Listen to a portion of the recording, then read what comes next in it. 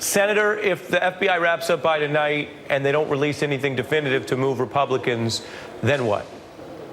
Well, it's obvious if they finish tonight, and it's just been a very short list of people who they have interviewed them, that it has not been exhaustive, it has not been thorough, it won't be credible. The job of the FBI is to not only interview those first 3 or 4 witnesses, but to then follow the leads wherever they go. So if under pressure from the White House or from the Senate Republican leadership and instructions from the White House, that the FBI just conducts an investigation that is very curtailed, then the American people are not going to get the information they need.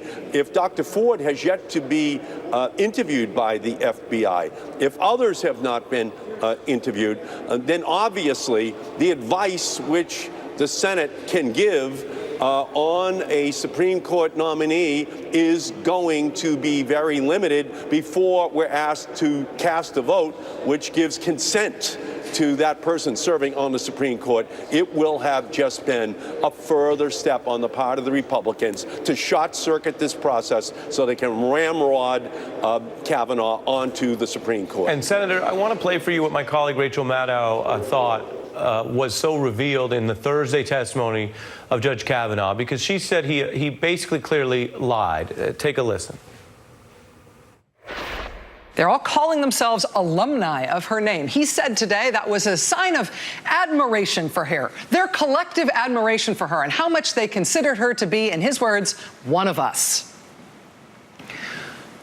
Whether or not his attitude toward women and girls at that time in his life is going to be seen as relevant to the sexual assault allegation from that time that he's now facing, what's more immediately wrong with that today, as he's trying to get onto the Supreme Court, is that that is just an obvious, small, self-serving lie. That's the kind of cowardly lie about an obviously true thing that makes you seem not credible on anything.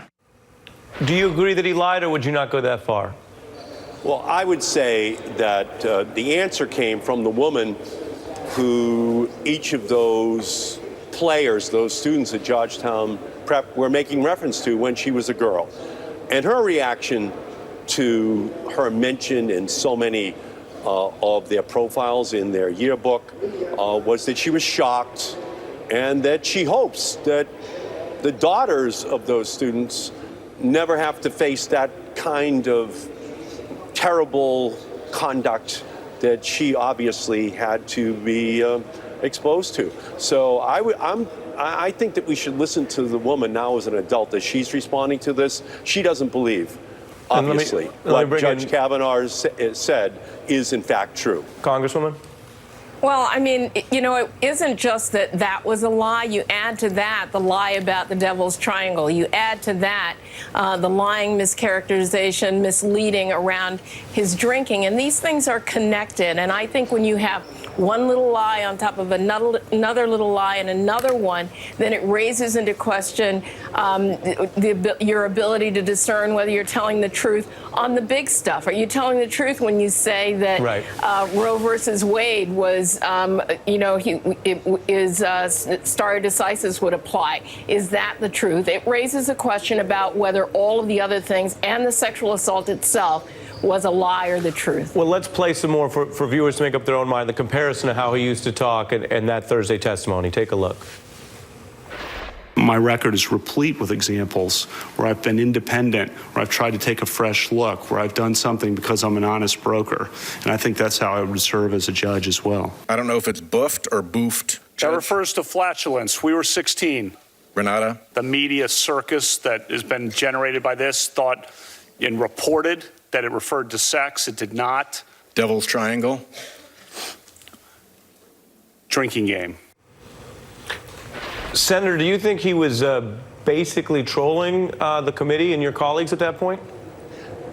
He has no credibility. His answers were obviously not true, not accurate, not what the intent was for those boys in putting all those references into the yearbook, and specifically he himself in that yearbook. It's obviously not true. And then when he turns on the members of the Senate, the Democratic members, he showed a complete lack of judicial temperament. Right. So it's a combination of his lack of credibility and his lack of judicial temperament, which, in my opinion, disqualifies him. And the only way the Republicans can be sure that he makes it onto the Supreme Court is if they just short-circuit the investigation. And Mitch McConnell has already announced that we're going to vote by the end of this week without full information. The Thursday hearing was unlike anything we've ever seen. I have to fit in a quick break for some other news. Senator Markey and Don Edwards, thank you both.